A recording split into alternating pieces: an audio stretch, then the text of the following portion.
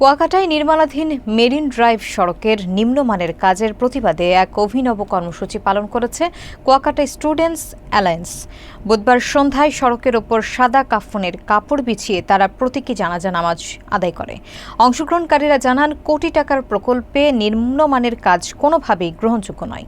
বিস্তারিত দেখুন পলাশ হলদারের প্রতিবেদনে।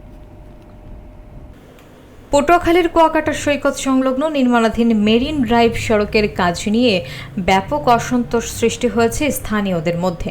জানা যায়, নিম্নমানের নির্মাণ সামগ্রী ব্যবহার এবং কাজে অনিয়মের অভিযোগ তুলে বুধবার কুয়াকাটা স্টুডেন্ট অ্যালায়েন্সের সদস্যরা এক প্রতীকী জানাজা আয়োজন করেন।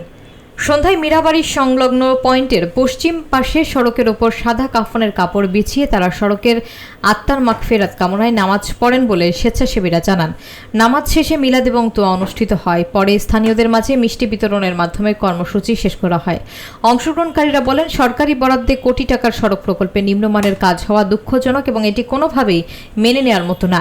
এলজিডির তথ্য অনুযায়ী 0 পয়েন্ট থেকে লেম্বুর বন পর্যন্ত 3 কিলোমিটার রাস্তার নির্মাণে 3 কোটি টাকা ব্যয় নির্ধারিত হয়েছে এবং কাজটি করেছে ইউনুস অ্যান্ড ব্রাদার্স নামের ঠিকাদারি প্রতিষ্ঠান।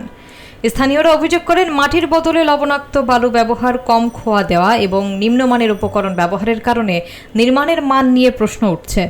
তবে ঠিকাদারি প্রতিষ্ঠানের মালিক জসিম মৃধা দাবি করেন বলে স্থানীয়রা উল্লেখ করেন যে ওয়ার্ক পারমিট অনুযায়ী কাজ চলছে এবং শেষে মান নিয়ে কোনো বিতর্ক থাকবে না। এ পরিস্থিতিতে এলাকাবাসী দ্রুত টেকসই সড়ক নির্মাণ এবং প্রশাসনের নজরদারি বৃদ্ধির দাবি জানাচ্ছেন।